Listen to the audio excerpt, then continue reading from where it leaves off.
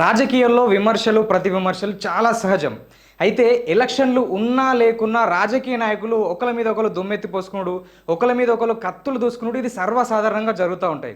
So గతంలో మనం ఆంధ్రప్రదేశ్ విషయాన్ని ఒకసారి గమనించినట్లయితే జగన్మోహన్ రెడ్డి గారి ప్రభుత్వం ఉన్నప్పుడు వీళ్ళు నారా చంద్రబాబు నాయుడు గారి ఫ్యామిలీ మీద అంటే వాళ్ళ ఆడవాళ్ళ మీద చేసినటువంటి అనుచిత వ్యాఖ్యలు చేపట్టి చాలా వరకు చంద్రబాబు నాయుడు సఫర్ అయిన వీడియోలు సోషల్ మీడియాలో విపరీతంగా వైరల్ అయిపోయినాయి.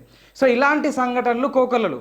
ఇప్పుడు పవన్ కళ్యాణ్ గురించి కూడా చాలా వరకు టాపిక్స్ వస్తూ ఉంటాయి. అంటే రాజకీయ నాయకులు ప్రత్యర్థిగా ఉన్నటువంటి రాజకీయ నాయకుడిని ఎదిరించలేక రాజకీయాల పరంగా వీళ్ళు పర్సనల్గా వాళ్ళ ఫ్యామిలీ మీద పడి ఏడుస్తారు. సో ఇప్పుడు అంటే దీనికి అన్నిటికీ వ్యతిరేకంగా ఇప్పుడు అందరూ రాజకీయ నాయకులు వేరు, యోగిజీ వేరు అన్నట్టు సో ఈతన చేసినటువంటి యూపీలో చేసినటువంటి వ్యాఖ్యలు ప్రస్తుతం తీవ్రమైనటువంటి సంచలనం రేపుతున్నాయి.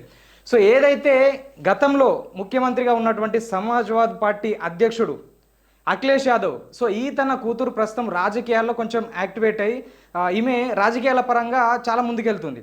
సో ఈమె పైన కొంతమంది వ్యక్తులు ఒక సోషల్ మీడియా గ్రూప్ అనేది క్రియేట్ చేసి దీంట్లో ఈమెకు సంబంధించిన ఫోటోలు ఫేక్ ఐడీస్ పెట్టి అనుచితంగా పోస్ట్ చేయడం జరుగుతుంది.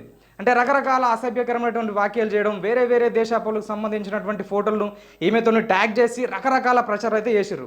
సో దీనికి వ్యతిరేకంగా ఈతను అంటే రాజకీయంగా ఒక గట్టి శత్రువు అయినటువంటి అఖిలేష్ యాదవ్ కూతురుకు ఇలాంటి ఇన్సిడెంట్ జరుగుతుందని ఈతన ఒక ప్రోగ్రామ్కి వెళ్ళి అక్కడ ఆమె గురించి ఏం మాట్లాడుతుందంటే ఎవరైనా కానీ అంటే ఊర్లో కావచ్చు మిగతా ప్లేస్లలో కావచ్చు ఎవరికైనా ఒక కూతురు ఉంటుంది, తర్వాత ఒక తల్లి ఉంటుంది, ఒక చెల్లి ఉంటుంది. సో ఎవరికైనా కానీ సేమ్ మనం ఆ విధంగానే రియాక్ట్ కావాలి. ఎవరే కానీ ఇట్లా ఆడవాళ్ళ గౌరవానికి భంగం కలిగే విధంగా ఆడవాళ్ళని ఇబ్బంది పెట్టే విధంగా ఎవడు ఇలాంటి పోస్టులు పెట్టినా కానీ సో దాన్ని సహించేది లేదని ఒక గట్టి స్టేట్మెంట్ అయితే ఇచ్చిండు.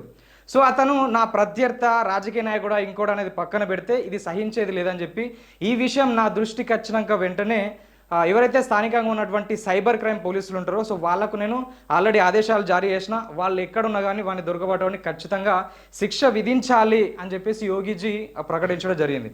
సో దీంతోపాటు అంటే ప్రత్యర్థికి సంబంధించి సమస్య ఎదురైనప్పటికీ సో ఎవరి సమస్య అయినా సమస్యనే. అంటే రాజకీయాలు ఒక ఎత్తు అయితే ఇలాంటి టైంలో ఒక్కొక్కరు ఒక్కొక్క వాదాన్ని కలిగి ఉంటారు. ఇలాంటి టైంలో మాత్రం రాజకీయాలు చూడొద్దని ఒక గట్టి మెసేజ్ని అయితే యోగి ఆదిత్యనాథ్ ఇచ్చిండు. సో దీంతోపాటు అంటే ప్రత్యర్థి వాళ్ళ కుటుంబానికి సపోర్ట్ చేస్తూనే ఇంకొక సురుకు కూడా అంటించిండు. సో అది కూడా ఏంటంటే ఇప్పుడు ఏదైతే అనుచితంగా మీ కూతురు గురించి వ్యాఖ్యలు చేస్తుర్రో సో దీన్ని నేను ఖండిస్తున్నా, దీనికి సంబంధించి చర్యలు తీసుకుంటున్నా. సో ఇది పక్కన పెడితే మీ రాజకీయ పార్టీలో ఉన్నటువంటి కొంతమంది కార్యకర్తలు కావచ్చు, కొంతమంది నేతలు కావచ్చు, సీనియర్ రాజకీయ నాయకులను కావచ్చు, లేడీస్ని కావచ్చు, ముసలి వాళ్ళను చాలా అంటే నోటికి వచ్చినట్టు విపరీతంగా మాట్లాడుతుర్రు. సో వాళ్ళకు కూడా మీరు చెప్పుకోండి. సో నోటి దూల మీ దగ్గర ఉన్నా కానీ వాళ్ళపైన సరైనటువంటి చర్యలు తీసుకోవాల్సి వస్తుంది. ఒకవేళ మీరు చెప్పి వాళ్ళని కంట్రోల్లో పెట్టుకుంటే ఓకే, లేదంటే మా దగ్గరే మాకు సంబంధించినటువంటి యాక్షన్ ఎట్లుంటుందో మీకు తెలుసు అని చెప్పి గట్టి సురుకైతే అంటించిండు. అంటే ఇతని మాటలు ఏంటంటే 1-2 సార్లు మంచి చెప్పి చూడు, లేకపోతే బుల్డోజర్ యాక్షన్ అనేది స్టార్ట్ చేస్తారు. సో అలాంటి యాక్షన్ ముందుకు రాకముందే మీరు మీ పార్టీ కార్యకర్తలను సరైనటువంటి మార్గంలో పెట్టుకోవాలని యోగి ఆదిత్యనాథ్ అయితే చెప్పడం జరిగింది.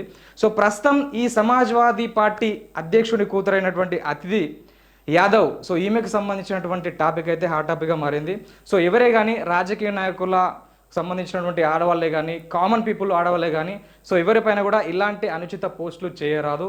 సో మరి ఈ సంఘటన గురించి అంటే ఒక రాజకీయ నాయకుడు ప్రత్యర్థి కుటుంబానికి చెందినటువంటి ఒక సమస్య ఎదురైనా కానీ ఈ స్టైల్లో అంటే ఈ రకంగా స్పందిస్తారా, ఈ రకంగా ఆదేశాలు జారీ చేస్తారా, ఈ రకంగా చర్యలు తీసుకుంటారా? సో మీరేమంటారో కామెంట్ రూపంలో తెలియజేయండి.